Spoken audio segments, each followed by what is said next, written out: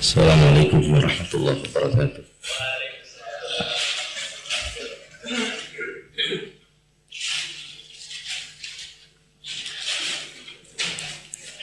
Alhamdulillah rabbil alamin wa bihi nasta'in ala umuri dunya waddin. Wassalatu wassalamu ala asyrafil anbiya wa mursalin wa ala alihi wa sahbihi ajma'in. Amma ba'd. Qala Allah ta'ala fi kitabihil aziz. Wa inna rabbakumur rahman fattabi'uni wa ati'u amri. Para hadirin ikhwan akhwat rahimakumullah, kita masih dalam bahasan tentang rububiyah Allah. Insyaallah kita akan akhiri pada dalil-dalil akli sebentar. Yang pertama, yang kesekian kali ini ayat dari surah Maryam, surah Taha, ya. Wa inna rabbakumur rahman wa qala Harun li bani Israel. Pekan lalu kita membaca ayat tentang Nabi Musa, Rabbi syrah li sadri wa yassir li amri wahlul 'uqdatam min lisani yafqahu qawli. Sekarang pada baris ke-7, ya, baris ke-7 halaman 15. Ini Nabi Harun berkata kepada Bani Israel, mengingatkan kaumnya tentang Allah, tempat mereka harusnya taat, jangan mengikuti Samiri. Ditinggalkan Bani Israel cuma beberapa hari oleh Nabi Musa, lalu mereka berlari. Wa inna rabbakumur rahman, dan sesungguhnya Rabb kamu, Tuhan kamu itu Tuhan yang Rahman, Tuhan yang Maha Pengasih. Rahman itu menunjukkan pemberian kasih sayang yang luas. Dia memberi pada seluruh hambanya tanpa mengkhususkan yang beriman. Ketika hambanya yang beriman itu mensyukuri rahmaniyah Allah, maka Allah membalasnya. Karena secara khusus kepada orang-orang beriman, Allah menyatakan innahu kana bikum rahimah. Kata-kata Rahman tanpa disebutkan kepada siapa, artinya secara luas kepada seluruh makhluknya. Tetapi kalau Rahim, sering di dalam Quran Rahim itu dikaitkan dengan bikum. Wa kana bil mu'minina rahimah. Dia sangat rahim kepada kaum beriman. Karena fattabi'uni wa ati'u amri, ikuti aku dan taati perintahku. Dan Nabi Zakaria, wa qala Nabi Zakaria berkata dalam istirhamihi, dalam meminta kasih sayang. Istirham dari kata rahimah. Rahimah mengasihi, ditambah alif, sin dan ta di depan istarhama, meminta. Jadi ditambah 3 huruf di awal, maknanya bisa makna proses dan juga maknanya lebih umum disebutnya makna permintaan. Ghafara mengampuni, ditambah alif, sin dan ta, istaghfara, minta apa? Minta ampunan. Ghafara telah mengampuni, istaghfara meminta ampunan, karena alif, sin dan ta itu litolab, meminta. Fahima memahami, istafhama meminta faham, bertanya. Aun pertolongan, ista'wana menjadi ista'ana, minta pertolongan. Dalam istirham, dalam rangka meminta rahmah kasih sayang Allah, Nabi Zakaria berkata, Rabbi inni wahanal 'azmu minni washta'ala ra'su syaiba walam akun bidu'aika rabbi syaqiyya. Wa inni waliya min wara'i wa kanat imra'ati aqira fahab li min ladunka waliya. Sebenarnya doanya minta yang kalimat terakhir, ya Allah hab, ya Allah yang mencipta, maka disebut Rabbi, yang mencipta, memelihara, menciptakan kehidupan, menyayangi. Mintanya habli, berikan untukku keturunan, pelanjut dari sisimu ya Allah, aku minta. Tetapi mukaddimahnya panjang. Jadi ini dalam sastra Arab disebutnya itnab. Itnab itu bahasanya diperpanjang, walaupun maksudnya singkat. Ya Allah saya minta ini. Momentumnya momentum doa ya, suasananya pengaduan, cinta dan kasih sayang. Kalau suasananya kejepit, gak mungkin orang saudara-saudara, para pemburu sekalian, mari kita siapkan peluru-peluru kita, kijangnya udah datang, kabur kijangnya. Kalau ada kijang di hutan mau diburu, mau ditembak, gak ada yang ngomong, itu saja. Tapi kalau permintaannya antara yang mencintai kepada dia yang dicintai, dimulai dengan Rabbi, ya Rabb, sesungguhnya saya wahanul azmu, tulang belulangku ini sudah wahan, sudah rapuh. Washta'al ra'su syaiba, dia nggak bilang saya sudah mulai beruban, tapi ra'su kepalaku sudah berkobar-kobar, syaiba dengan uban. Artinya usia tua itu tidak bisa ditahan. Bahkan kecepatan tumbuh uban itu lebih cepat dari yang lain-lain, seperti cepatnya api melahap kayu-kayu kering, daun-daun kering, maka disebut kepalaku berkobar sudah dengan uban. Tapi saya tidak pernah merasa putus asa. Saya tidak merasa sial dalam hidup ini. Dengan doa padamu aku meminta ya Allah. Tetapi saya khawatir sesudah aku wafat nanti, siapa pelanjut-pelanjutku? Wa inni khiftul mawaliya min wara'i, siapa pelanjut-pelanjut risalahku? Memang ada umat, tetapi yang terbaik saluran pemikiran, saluran iman adalah saluran-saluran yang dibangun di atas dasar kasih sayang, rahim, keturunan, karena komunikasi dari awal bahwa mereka akan mendukung dakwahku, itulah aku harapkan dari keturunanku. Sedangkan umur ati akhir, istriku akhir, tidak bisa melahirkan, dia tak akan punya anak. Tapi aku tidak putus asa, maka berilah untukku keturunan. Itu permintaan singkat, tetapi mukadimahnya panjang. Ini momentumnya ketika orang ingin menumpahkan perasaannya. Pelajaran buat kita bahwa ngomong kepada Allah itu banyak-banyak gitu. Dialog, ya tentu saja tidak kepanjangan berlebihan. Aisyah pernah minta, ya Allah minta surga dengan buahnya, dengan anggurnya, dengan kurmanya, dengan ininya. Ya Aisyah, ya qasir, singkatkanlah. Tapi pada saatnya diperlukan bisa seperti Nabi Zakaria. Ini tanda lagi Rabbi disebutnya. Waqala Isa, Nabi Isa juga berkata fi ijabatihi lahu ta'ala, dalam rangka menjawab teguran Allah. Teguran Allah ini akan terjadi bukan sekarang gitu. Allah menegur Nabi Isa nanti, tapi sudah dinyatakan oleh Allah. Ya, ini jenisnya bukan dunia dalam berita, akhirat dalam berita. Ya, akhirat dalam berita.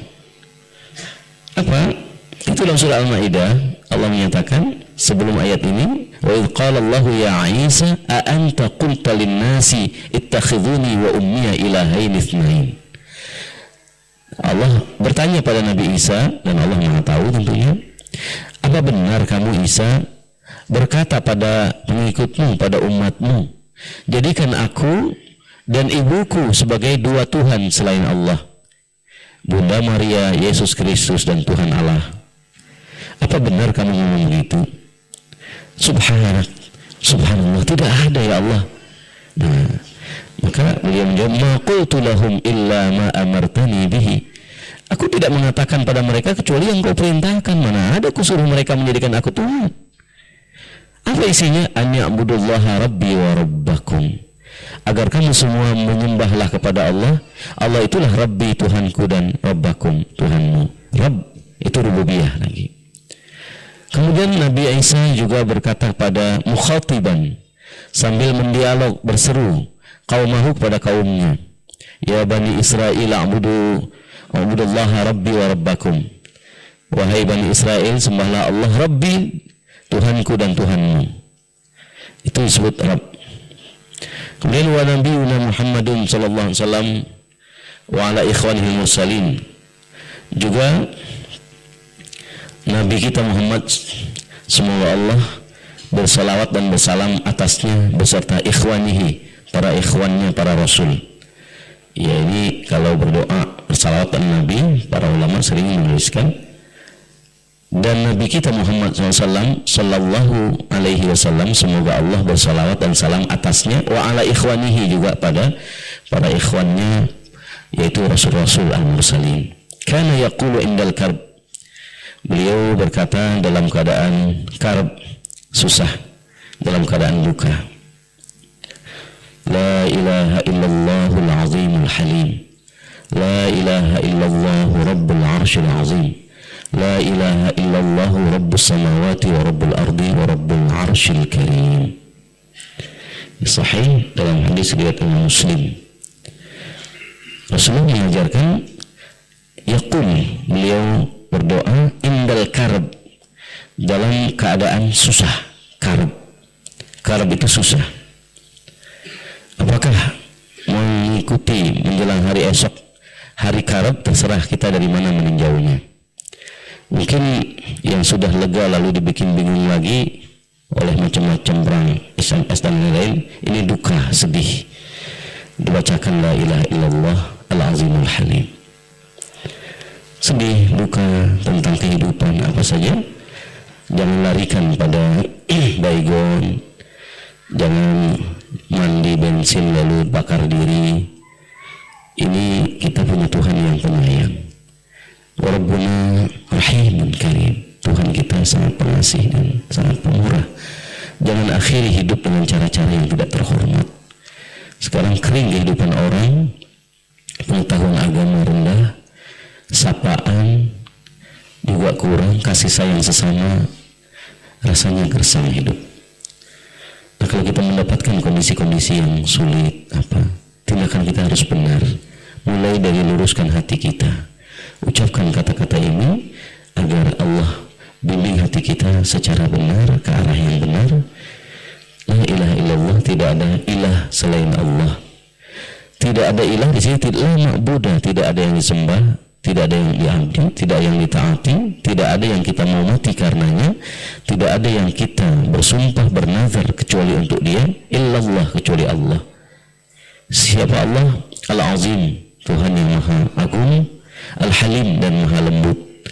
Besar kerajaannya, karenanya kita tidak perlu cemas, sempit hati. Al-Halim, lembut dia, karenanya kita tidak perlu khawatir. Mungkin orang ada yang ganas, mungkin manusia ada yang garang, tapi Allah Halim, begitu lembut sehingga kita tidaklah perlu khawatir di dalam kerajaannya. Sejuta manusia merekayasa, berbeda dengan apa yang Allah kehendaki, tidak akan bisa. Kalau kita sudah bersama Allah, naluri kita bersama Allah, niat kita bersama Allah, pada saat pembelokan terjadi, niat orang-orang bermacam-macam rekayasa mementahkan cita-cita ataupun keinginan kita, tidak akan. Sebaliknya, ketika Allah menginginkan lain, betapapun kita siapkan segala sarana, didukung, ditopang oleh bermacam-macam hal, tidak akan bisa. Azim, maha agung Allah, tidak terlawan kekuasaannya. Halim, lembut dia, tidak ada yang bisa melakukan sesuatu kecuali Allah melembutkan perlakuannya. Dan kalau kita merasa tertindas, Allah tidak akan biarkan kita. La ilaha illallah, tidak ada yang disembah, tidak ada ilah, tidak ada yang dicintai, tidak ada yang ditakuti kecuali Allah. Siapa dia? Rububiyah lagi, Rabbul Arshil Azim. Dia Tuhan penguasa arasy. Arasy itu makhluk. Arasy itu makhluk ciptaan Allah. Al-Azim, ya, yang besar, yang Rabbul Arsyil Azim. La ilaha illallah, kalau dibaca Rabbul Arsyil Azimi, arasnya yang besar. Rabbul Arsyil Azimi, maka Allah pemilik arasy yang ia itu agung, besar. Tapi kalau kita lihat di depan, la ilaha illallah Al-Azim, Allah yang azim. Di sini Rabbul Arsyil Azim, arasy yang besar. Kalau dibaca Azimi, dia sama dong Allah dengan makhluknya? Tidak. Azimnya Allah tidak mungkin disusul oleh azimnya arasy dan lain-lain. La ilaha illallah Rabbus samawati wa Rabbul ardi. Sekali lagi diulang, la ilaha illallah, tidak ada Tuhan selain Allah, tidak ada yang sembah selain Allah. Allah itu Rabbu, Tuhan samawati, langit, seluruh langit, wa Rabbul ardi, dan Tuhan bumi, wa Rabbul arsyil karim, dan dia Tuhan arsy yang karim. Kita baca, ya, kalau besok adalah sesuatu yang kita tidak tahu apa yang terjadi, kita minta dengan doa yang lain. Tapi kalau kita merasa ada gejala-gejala, ada upaya-upaya, dan itu menyedihkan kita, apalagi yang menyangkut keselamatan kita sesama umat, lebih-lebih sesama ikhwah, maka banyak-banyak. Karena ini sesuatu yang karb. Suatu kota disebut karbun wabala, jadilah Karbala. Karbun artinya duka, bala bencana, jadi duka campur bencana. Ketika cucunya Rasulullah SAW dibunuh di padang Karbala dengan kejam oleh pemberontak, dan kota itu berdarah-darah. Yang lolos hanya satu bayi yang menjadi pelanjut, Nuriyah Fatimah radhiyallahu anha. Itu seperti karbun, duka, bala campur bencana, disingkat menjadi Karbala. Ada lagi kota yang Hadramauta, siapa yang datang mati, Hadramaut. Ya, entah karena banyak bala di sana merampok, ataukah waktu itu disebut namanya karena sedang ada wabah, wallahu alam. Fajami'u haula'il anbiya wal mursalin, maka semua mereka, semua, all of them, fajami'u haula al anbiya, para anbiya wal mursalin, dan para nabi dan rasul, wa ghairuhum, dan yang lain-lain, min anbiya illahi, di antara nabi-nabi Allah yang tidak disebut, wa rusulihi, dan rasul-rasulnya alaihimus salatu wassalam. Bagaimana? Kanu, mereka semua ya'tarifuna, mengakui. Ya'tarifun, bahasa Malaysia sudah i'tiraf, ada pengakuan dari yang bersangkutan, sudah ada i'tiraf, jadi orang itu ngaku. Mereka nabi itu ya'tarifun dari Arafah. Kalau Arafah kenal, i'tarafa, ya, menyatakan saya kenal dan saya ngaku. Tentang apa? Birububiyatillahi ta'ala, tentang rububiyah, sifat Allah sebagai Rabb. Wa yad'unahu, dan mereka berdoa, para nabi itu, seperti kita baca, biha, dengan menyebut sifat-sifat rububiyah. Rabbukum, itu. Yad'unahu biha, berdoa kepada Allah dengan menyebut sifat Allah rububiyah. Wahum, dan mereka itu atamun nasi ma'arifah, dan nabi-nabi itu adalah atammu, orang yang paling sempurna. An-nas, manusia, atammu, yang paling tamam, sempurna. Ma'arifah, dalam hal ma'rifah, pengetahuan. Lalu kita mau tiru siapa, ikut siapa? Hendaknya kita ikut, ya, percontohan yang mereka contohkan, bagaimana caranya berdoa kepada Allah. Mereka Rabbi gitu. Nah, ini buat mereka-mereka yang ingin menggantinya, pengenalan Allah dengan cara yang mereka paksakan, lalu lama-lama ketahuan juga belangnya kritis terhadap Quran, kritis pada Rasul, mengajakin kritis pada Islam, tetapi tidak mau kritis pada Karl Marx, pada Adam Smith, pada Lenin, pada Bung Karno. Kalau hadis, oh jangan terima dulu ini. Kalau Quran, oh nggak bisa begini. Maka girang betul mereka ketika ada sarjana Jerman, dokter mengatakan Quran bukan bahasa Arab tapi bahasa Aramaik. Maka yang paling girang adalah orang-orang yang di Ciputat. Bukan bahasa Arab kan, makanya jangan percaya dulu gitu. Tapi teman-teman orientalis tadi mengatakan lah nggak ada harganya, studi kamu itu malah akan membuat jarak dan menghancurkan dialog antar umat yang sudah bersepakat untuk menjaga dunia ini dengan kedamaian. Dengan cara begitu kamu malah membuat celah yang merobek dan melukai hati umat. Kita selalu diganggu ini. Wa akmaluhum, dan mereka para anbiya akmal sama dengan atam, paling sempurna, paling lengkap ukulan dalam hal akal, jamak dari akal. Aklun satu akal, ukul beberapa akal. Wa asdaquhum, dan mereka paling benar, asdaq. Siddiq benar, asdaq paling benar. Hadisan dalam hal bicara, paling benar dalam ucapan. Yang paling benar dalam ucapan itulah yang kita pegang. Wa a'rafuhum billahi ta'ala wa sifatihi, dan mereka paling kenal pada Allah Ta'ala dan sifat-sifatnya. Min sa'iri khalqihi fi hadhil ard. Ya, mereka yang paling kenal pada Allah dan sifat-sifatnya dari segala makhluk di muka bumi ini. 3. Imanul balayin. Ya, tentang rububiyah ini, Allah mencipta, Allah memelihara, Allah menguasai, Allah memberi rezeki. Itu refleksi yang paling lengkap, yang paling dulu ditangkap ketika orang mengatakan Allah, Allah. Itu adalah sifat-sifat yang tadi, penciptaan, pemeliharaan. Ini terkait juga dengan imanul balayin. Iman atau keyakinan, kepercayaan balayin, ya, keimanan bermiliar. Balayin itu miliar, malayin miliun, ya, juta. Kalau malayin juta, balayin itu apa? Miliar. Minal ulama, para sains, ulama sering kalau nggak disebut syariah di dalam modern disebut ulama, itu ulama sains. Ya, apa saja, ahli kimia, antariksa, astronomi, ya, biologi. Wal hukama, dan orang-orang hakim, orang-orang yang bijak. Bi rububiyyatihi ta'ala lahum, tentang rububiyah Allah, sifat rububiyah Allah atas diri mereka. Walikulli syai'in, dan rububiyah terhadap segala, memelihara, menguasai segala sesuatu. Juga wa'tirafuhum biha, di samping percaya, i'tiraf, mereka nggak diam. Ada yang percaya nggak diam, diam saja. Ini i'tiraf, pengakuan, dia nyatakan. Wa'tiqaduhum, dan kekuatan tekad hati mereka, iyaha terhadap rububiyah, i'tiqadan jaziman, sebagai i'tiqad, keyakinan yang jazim. Jazim itu yang pasti, absolut. I'tiqad, keyakinan. Jadi i'tiqad itu dipotong menjadi tekad. Saya bertekad, asal beri'tiqad.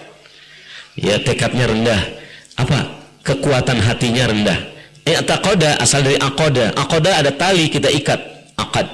Maka dari akad itu ada akad nikah, ada akad perdagangan, karena diikat. Maka i'tiqad mengikat hati kita dengan keyakinan seperti itu. I'tiqad. Orang-orang Indonesia, orang Jakarta itu sering potong letter gitu. Dipotong aja i'tiqad menjadi tekad. Jaziman itu. Jazim artinya yang pasti.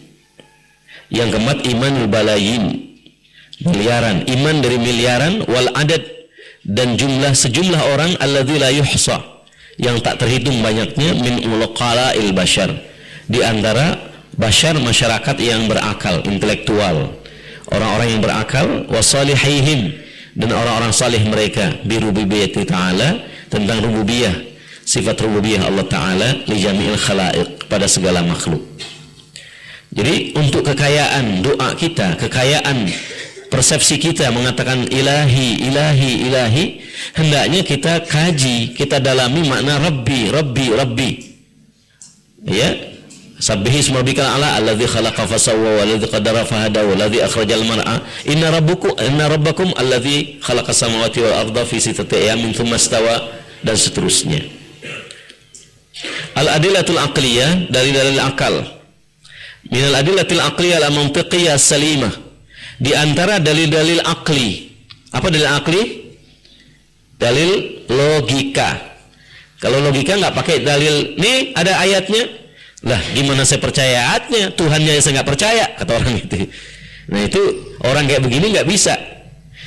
Makanya Allah mengajarkan jawaban yang bagus sekali dalam surah Yasin.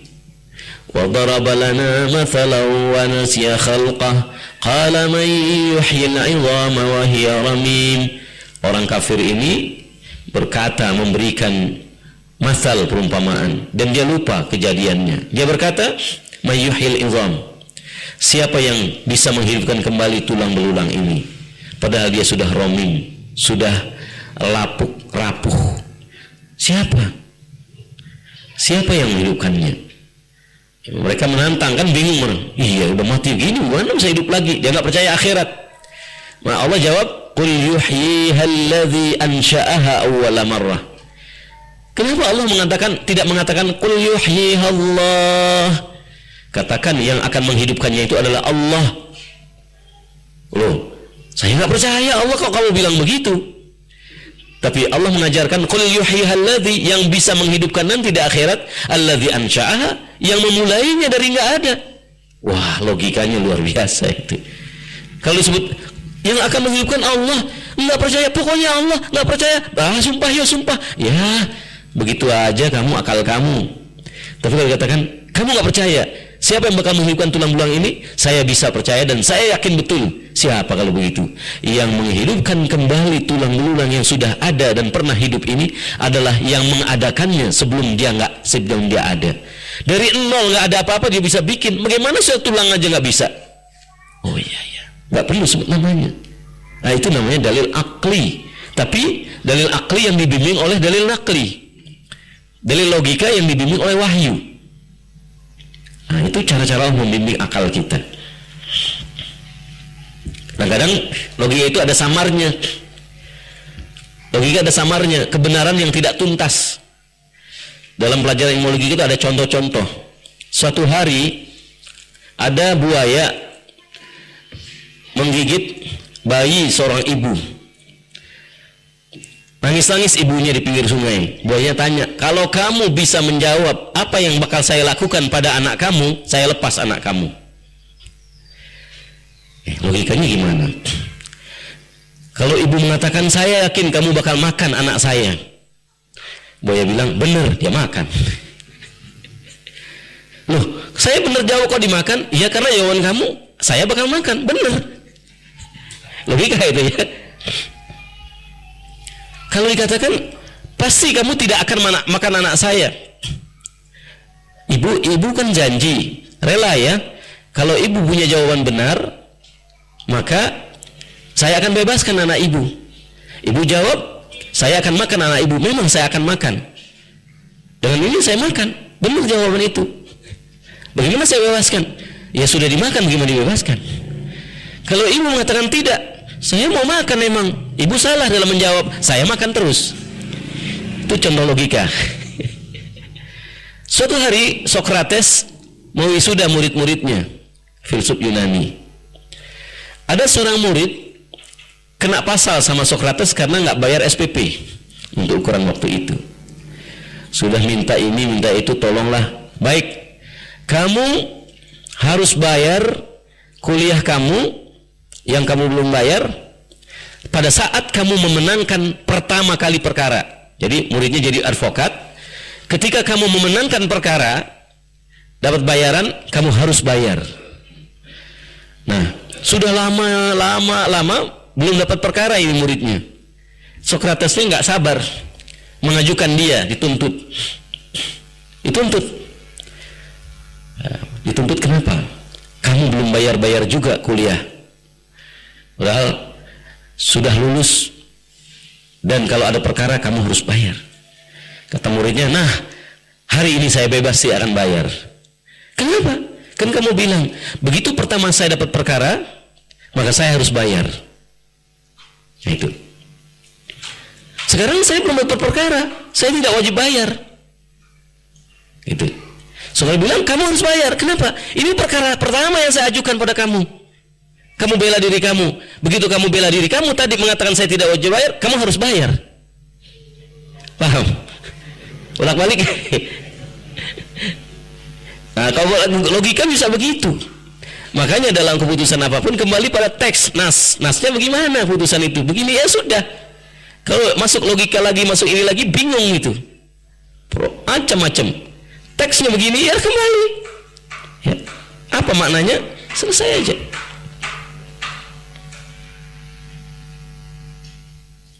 Selalu beli batu baterai, dibeliin, pulangin. Kenapa merek ini? Bukan merek itu, maunya merek ini. Kamu bilang enggak? Yang enggak. Kamu suruh bilang beli baterai aja, saya beli. Kenapa kamu nggak nanya sama aku? Lah kenapa kau nggak bilangin juga? Yang punya kepentingan bukan aku. Coba tuh. Nah, itu logika. Ketika ada konteks, lain lagi, konteks urfi, kebiasaan. Nah, ada tamu ambil air, dia ambil air seember. Loh, katanya kan ambil air. Iya, ini kan tamu, konteksnya tamu. Memangnya saya di depan mobil, kalau di depan mobil, depan motor ambil air tuh ember gitu. Itu bukan logika namanya, itu semantika, ilmu bahasa dengan konteks. Konteksnya apa? Dalil akliyah, mantiqiyah. Karena tokoh tuh ngomong, mantik ilmu ngomong. Jadi Fabnus Salahi wan Nawawi harrama. Ada ulama Imam Nawawi, Ibnu Salah mengharamkan belajar mantik, belajar logika. Kenapa? Kayak begitu jadinya itu. Nakal aja gitu. Banyak celah-celah. Allah alam suatu hari, hadisnya saya sahih itu tidak. Imam Ali ditegur, ayo berangkat azan. Ya, kan waktunya masih ada celah. Rasulullah mengatakan wa kanal insanu aktsara syai'in jadala. Emang manusia banyak debat aja gitu. Mantiqiyah as-salimah, tapi ada mantik yang salim. Nah, ini Imam Ghazali membolehkan belajar ilmu mantik, ilmu logika, tapi harus punya patokan Quran, sunnah agar tidak pikiran-pikiran menjadi ngelambrat. Ini orang seringkali orang benar itu menjadi kalah karena memang dia tidak perhatikan masalah celah-celah logika. Sedangkan orang yang batil bisa membatalkan hak orang lain dengan cara itu. Maka Rasulullah mengatakan dalam pengadilan, kamu yang punya hak jangan diam, jangan pasif. Nyatakan keberatan kamu, nyatakan bukti-bukti kamu. Sebab mungkin ada orang yang tidak punya hak tapi hujahnya itu meyakinkan dan saya menangkan dia. Kalau ada dua orang berperkara, yang satu benar lemah kalah, yang satu batil tapi menang karena logikanya. Ini kasus dua orang bersengketa tanah. Sebelum dilanjutkan Rasulullah buka mukadimah. Kamu harus jelaskan hak-hak kamu. Kalau kamu kalah walaupun kamu punya hak, ya saya melihat yang zahir saja, saya tidak tahu hati kamu. Yang batil jangan merasa senang kalau aku menangkan lantaran dia punya saksi palsu atau bukti-bukti palsu atau logika yang kelihatannya meyakinkan. Seandainya aku berikan tanah itu kepada orang yang tidak berhak, sesungguhnya yang kuberikan padanya adalah sekeping bara neraka. Yang batil dan punya bukti-bukti palsu langsung saya, ya Rasulullah tidak usah diteruskan sidang ini, saya memang salah dan saya tanazul saja. Ya itu.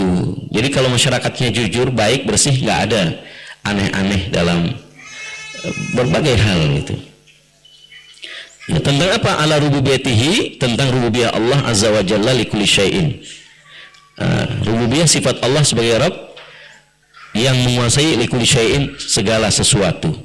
Mayali sebagai berikut. Nah, nanti kita teruskan. Ini sudah datang pembicaranya? Sudah? Siapa mesti? Nampaknya sudah absen. Ada yang lihat? Ada di rumah.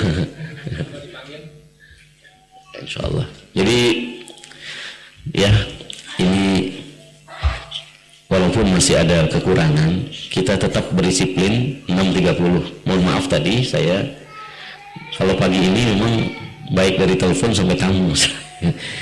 Ya, mungkin yang terbaik subuh saya nggak pulang.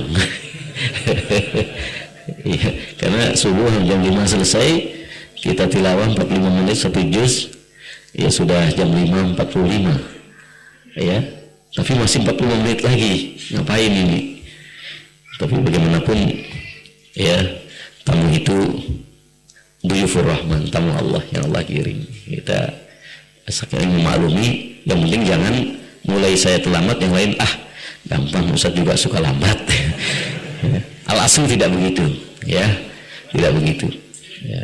Cukup demikian ya. Dalam cara. Demikian saya cukupkan dulu, insya Allah ada yang melanjutkan. Dan sekali lagi forum dialognya mungkin karena dialog sesudah dalil akli nanti ya. Sudah dalil akli kan. Kalau dalil nakli, dalil Quran, mau dia debat apanya Quran umpamanya. Mungkin pertanyaan memperjelas boleh.